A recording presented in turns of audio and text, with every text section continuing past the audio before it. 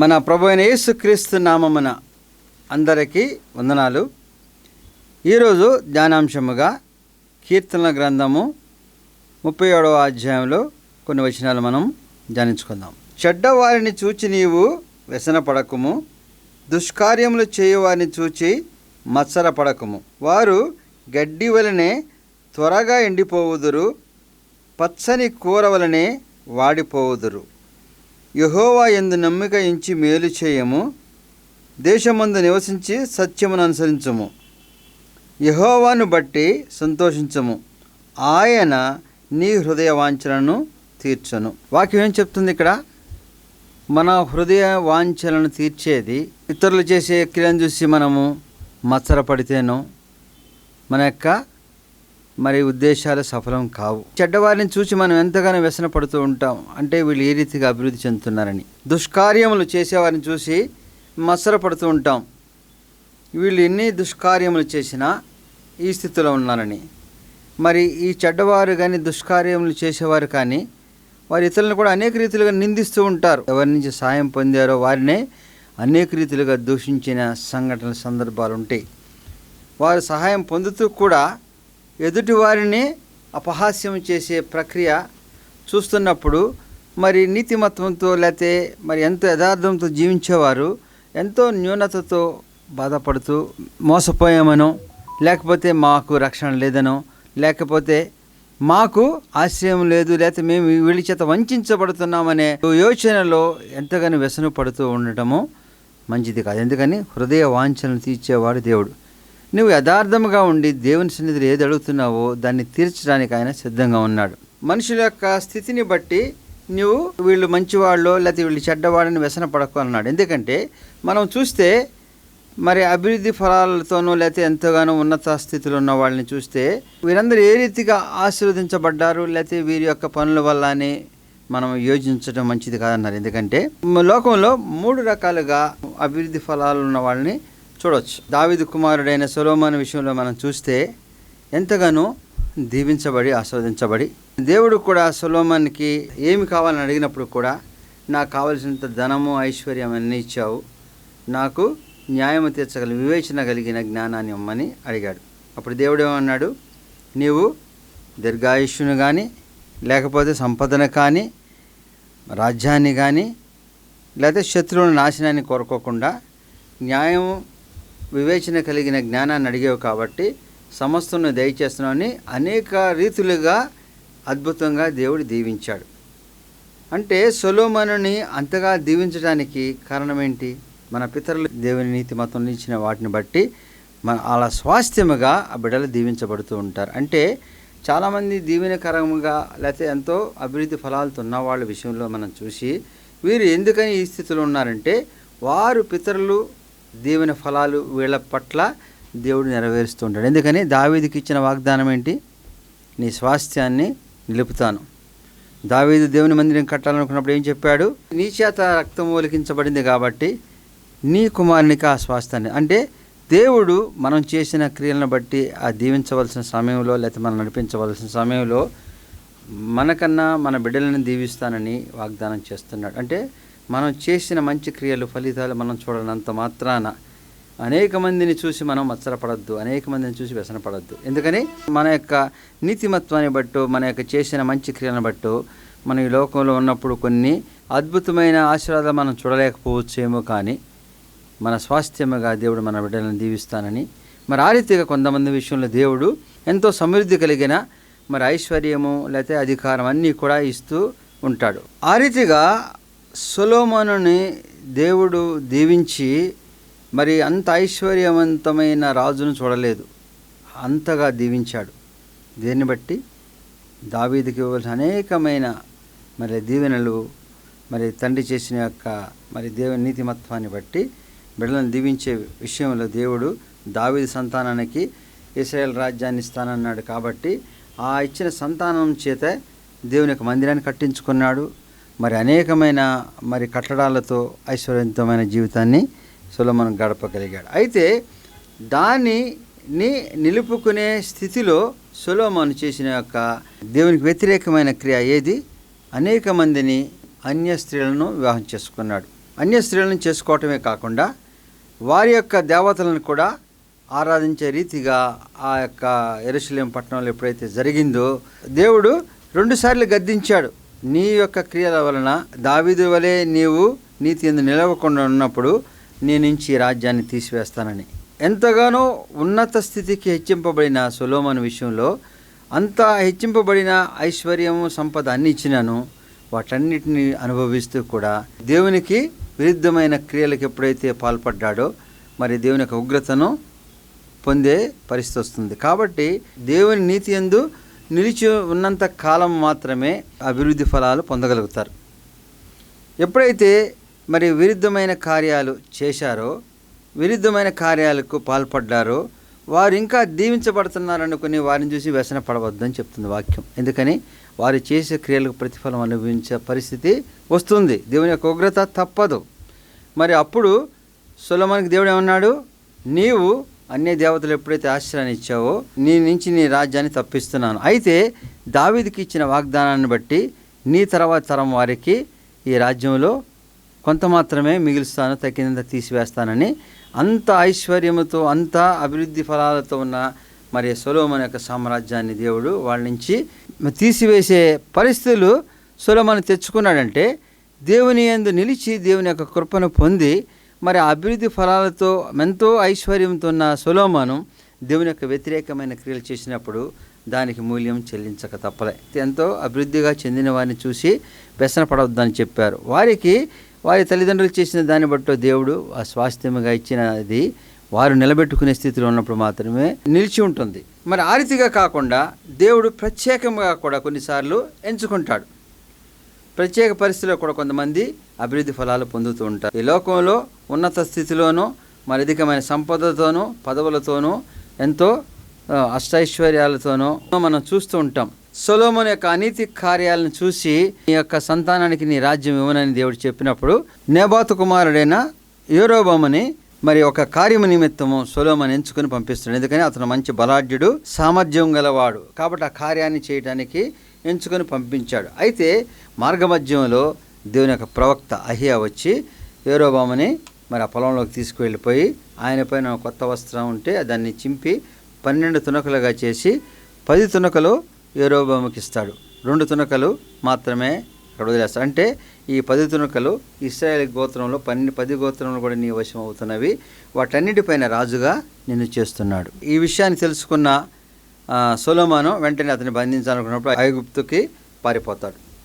అయితే ఎప్పుడైతే సొలొమోను మరణించాడో మళ్ళీ తిరిగి ఇక్కడికి వచ్చి సొలొమోను కుమారుడైన రెహబాము మరి రాజుగా పట్టాభిషేకం చేసినప్పుడు మరి ఇశ్రాయేల్ జనాంగంతో కలిసి రెహబాముకి ఒక విన్నపాన్ని తెలియజేస్తారు. ఏమని, నీ తండ్రి అనేక విషయాల్లో వీళ్ళపైన కాడిని ఉంచాడంటే చాలా బరువైన పన్నులని విధించాడు.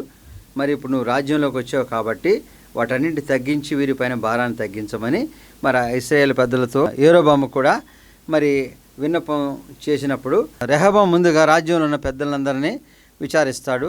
వాళ్ళందరూ కూడా వీళ్ళు చెప్పింది సబబు కాబట్టి కొన్ని విషయాలు సడలించితే వారందరి మద్దతు ఉంటుందని చెప్పినప్పుడు మరి రెహబాము తన యొక్క స్నేహితులను విచారించినప్పుడు ఆ పెద్దవాళ్ళు ముసలివాళ్ళు అట్లా చెప్తారు, లేదా వీళ్ళందరూ చాదస్తం అట్లా చెప్తారు, అట్లా కాదు కఠినమైన చర్యలు తీసుకోమన్నప్పుడు ఎప్పుడైతే రెహబాము మరి కఠినమైన చర్యలు తీసుకుంటానని చెప్పాడో మరి ఇశ్రాయేల్ పెద్దలందరూ కూడా అక్కడి నుంచి వెళ్ళిపోయి యెషయా కుమారుల వలన మాకు సరైన స్వాస్థ్యం లేదనుకుని అది విడిచి వెళ్ళిపోయి రెహబామును రాజుగా చేస్తారు.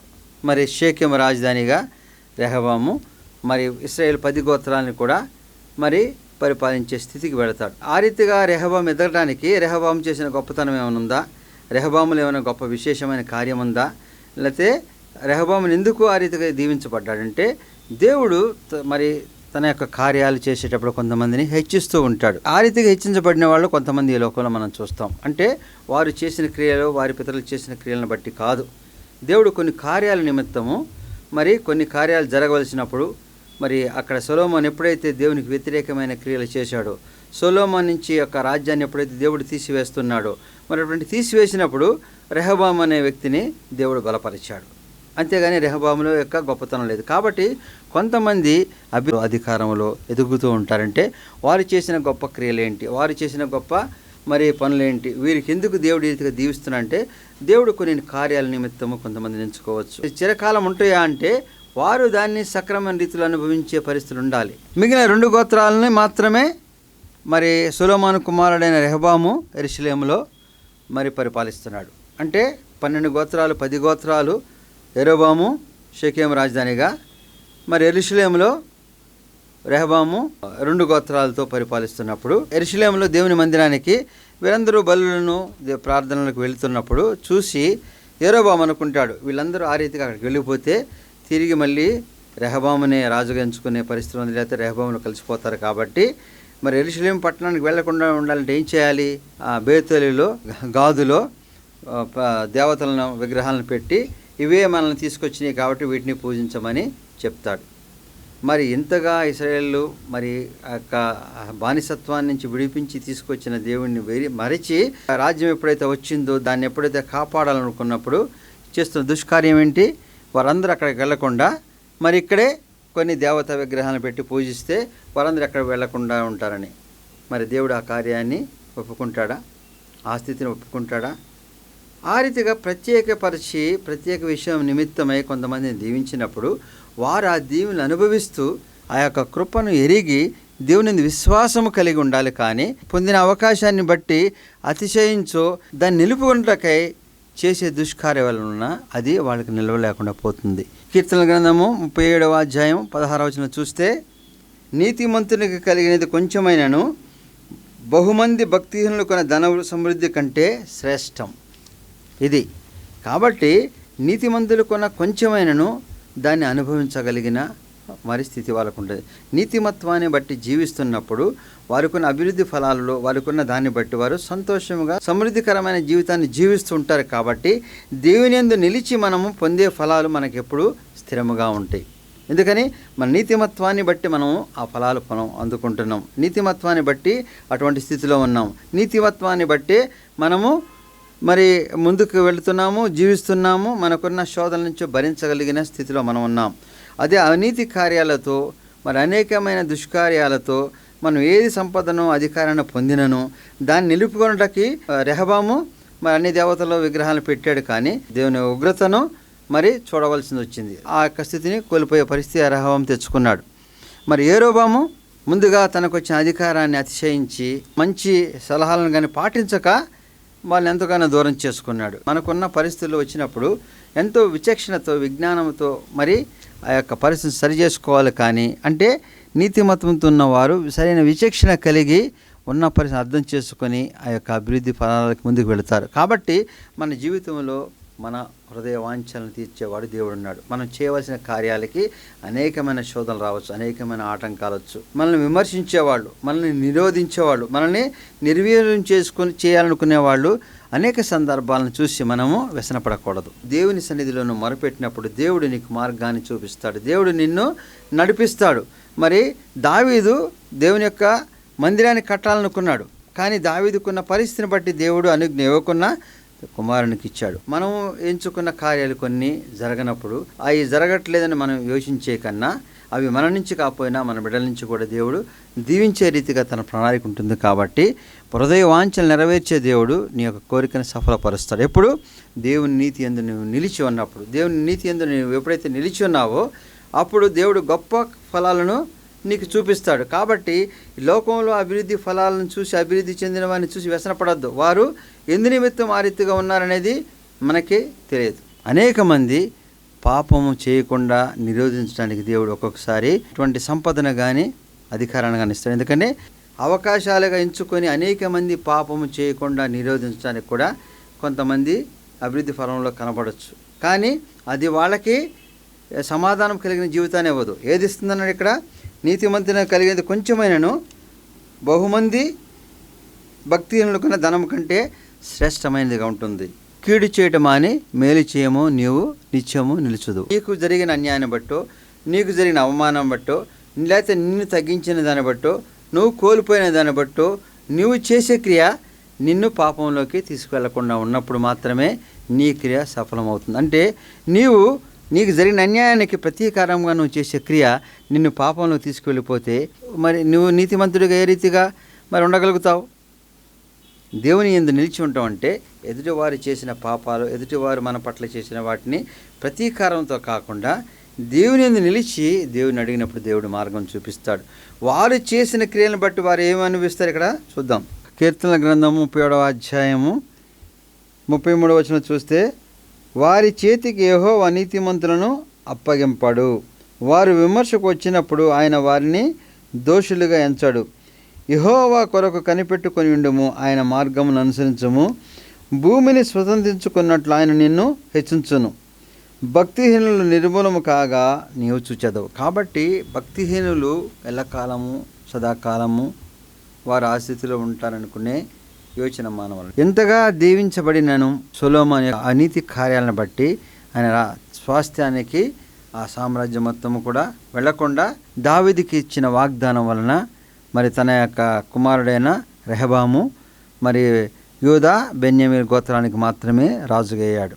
కానీ యెరోబామును కూడా దేవుడు ఎంచుకొని 10 గోత్రాలు ఇచ్చినా కూడా రెహబాముని దేవుడు హెచ్చించినను మరి రెహబాము రాజు అయిన తర్వాత మర్చిపోయాడు. కాబట్టి మనము ఉన్నత స్థితిలోకి వెళుతున్నాము, ఉన్నత స్థితిలో మనం అనేకమైన అనుభవిస్తున్నాము. మరి అయినను మన పట్ల దేవుని కృప లేదనుకునే పరిస్థితులు మనకు వచ్చినప్పుడు మనము పరిశీలించుకోవాలా. ఏ స్థితిలో మనము దేవుని వీడి మనం జీవిస్తున్నాము, ఏ క్రియల వలన దేవునికి వ్యతిరేకమైన మరి క్రియలు మనం ఉన్నాము, మన జీవితాన్ని పరిశీలించుకున్నప్పుడు అవి సరిచేసుకోమని దేవుడు మరి మనల్ని హెచ్చరిస్తూ ఉంటాడు. ఎందుకని ఆయన నీతిమత్వంతో నిలిచిన మన పట్ల దేవుని కృప ఉంది కాబట్టి మన యొక్క క్రియలలో ఏదైనా ఉంటే సరిచేసుకున్నప్పుడు మనకు వచ్చిన శోధన నుంచి మనం బయటపడతాం. దేవుని యొక్క కృపను పొందిన మన యొక్క జీవితంలో మనం అనుభవిస్తున్న మేళ్లను బట్టి మనము ఎంతో కృతజ్ఞత కలిగి జీవించాలి. నీ యొక్క మరి వాంఛలను తీర్చే దేవుడు నీకేమని చెప్తున్నాడు? నువ్వు దేవునికి వ్యతిరేకమైన క్రియలు ఉన్నావు కాబట్టి అవి మార్చుకోమన్నాడు. అంటే దేవునికి వ్యతిరేకమైన క్రియలు ఉంటేనే అటువంటి శోధన వస్తుందంటే చాలా వరకు దేవుని యొక్క బిడ్డలకి తర్వాత అది అర్థమయ్యే పరిస్థితి వస్తుంది. కాబట్టి దేవుడు తన యొక్క బిడ్డలను దీవిస్తూ నడిపిస్తూ ఉంటాడు. మరి దేవుని వాక్యాన్ని అనుసరించే నీతి గల మన జీవితంలో ఎక్కడో మన శోధనకరమైన పరిస్థితులను సరి చేసుకున్నప్పుడు మన యొక్క వాంఛలను మనం పొందగలిగే స్థితిలో ఉంటాం. దేవుడు కొంత ప్రత్యేకమైన ప్రణాళికతో మరి రెహబాముని ఎంచుకొని మరి రాజుగా చేసిన రెహబాము ఆ రాజ్యాన్ని నిలుపుకుంటకు చేసే క్రియ దేవుని వ్యతిరేకమైందని ఎప్పుడైతే గ్రహించలేకపోయాడో దాన్ని కూడా కోల్పోయాడు. ఈ విషయాన్ని ఉపమానరీతిగా మరి యెహెజ్కేలు గ్రంథము 15వ అధ్యాయం మనం చూస్తే, ద్రాక్ష చెట్టు కర్రకు అడవి చెట్లు కర్రకు తేడా ఏంటి? అప్పటి కాలంలో ద్రాక్ష పంటలు విస్తారంగా ఉండే. ఇప్పుడు మరి వరి గోధుమ ఇటువంటి వ్యవసాయం కన్నా ఈ ద్రాక్ష తోటలు వీటిపైన ఎక్కువ ఆధారపడి ఉండేవాళ్ళు. వాటి యొక్క సంపదను బట్టి మరి అధికంగా మరి ఫలాలనిచ్చే ద్రాక్ష చెట్ల గురించి చెప్తున్నాడు.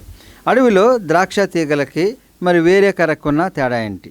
సంపదగా మరి ఎంచుకున్న ద్రాక్ష యొక్క కర్ర మరి అడవి కర్రల కన్నా ఏమన్నా గొప్పదా?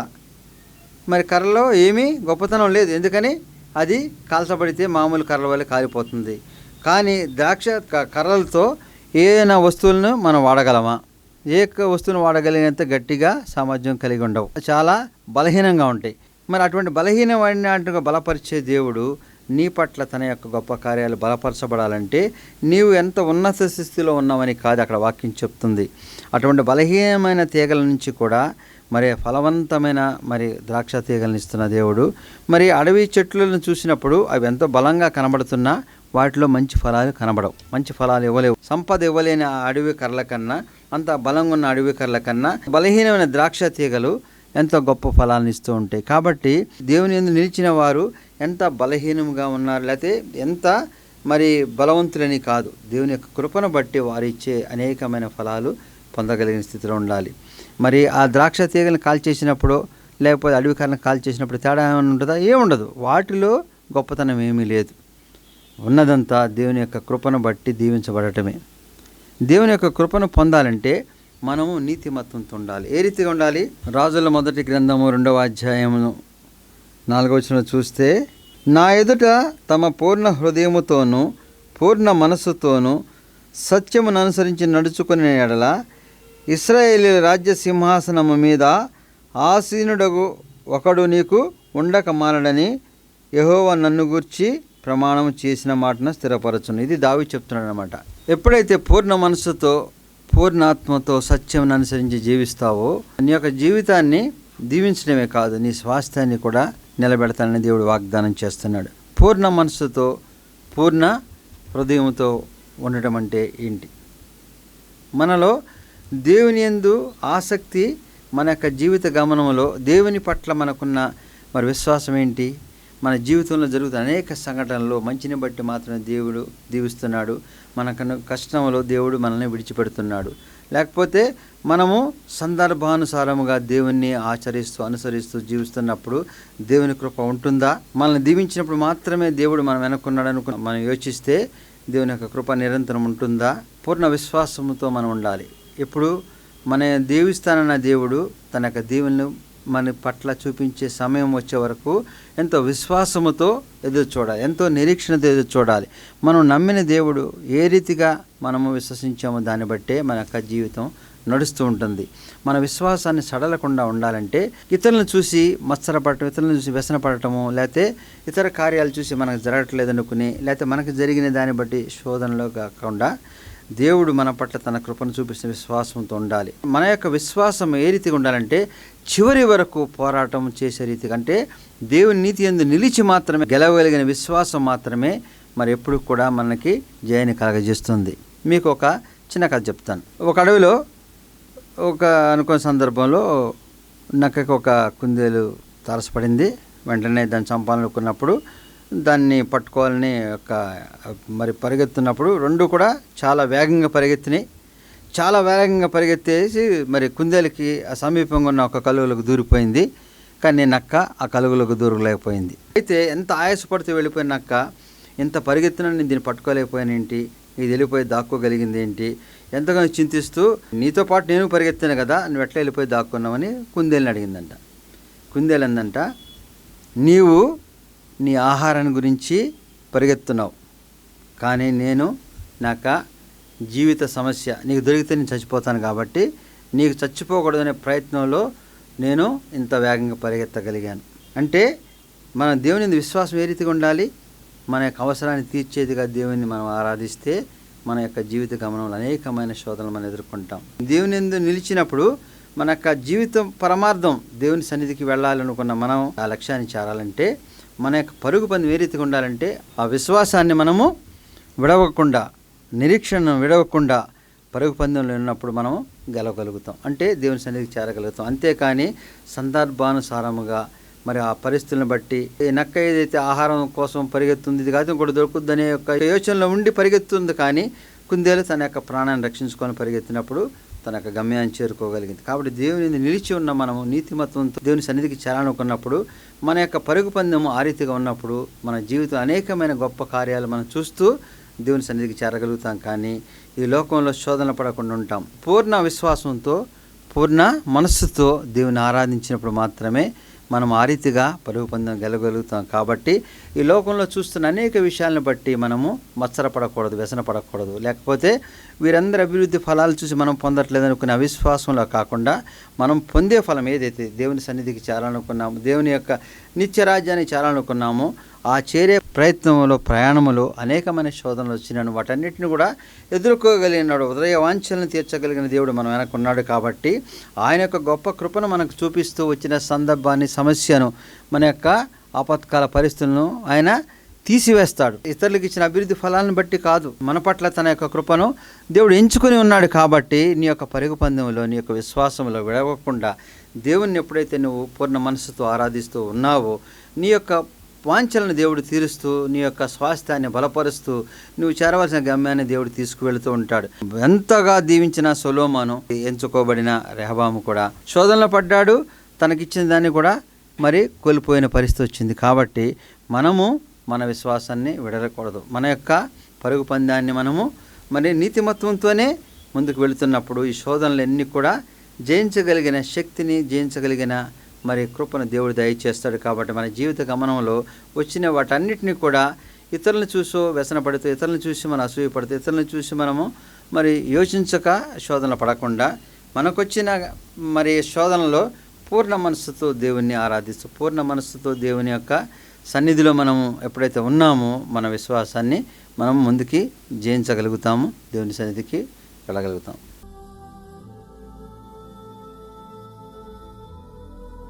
సర్వశక్తి మిక్కిలి కనకరమగల తండ్రి, మహోన్నతుడైన యేసయ్య రక్షక వందనాలు తండ్రి. నీ అత్యధికమైన కృపతో కాపాడు సజీవ లెక్కించిన దేవా, మరి లోకంలో మేము అనేకమైన శోధనకరమైన పరిస్థితులు మేము చూస్తున్నప్పుడు వాటిని చూసి మేము వ్యసనపడక, వాటిని చూసి మేము మత్సరపడక, లేకపోతే ఇతరుల యొక్క మరి క్రియలను చూసి మేము ఆందోళన చెందక, నీ యందు విశ్వాసముతో నీ సన్నిధిలో మేము నడుస్తూ నిలుస్తూ ఈ శోధనలు ఎదుర్కొనగలిగిన శక్తిని, హృదయ వాంఛ తీర్చే దేవుడు నీవు ఉన్నావు. కాబట్టి మా యొక్క జీవిత గమనాన్ని ముందుకు తీసుకెళ్ళిన తండ్రి నీవు ఉన్నావు.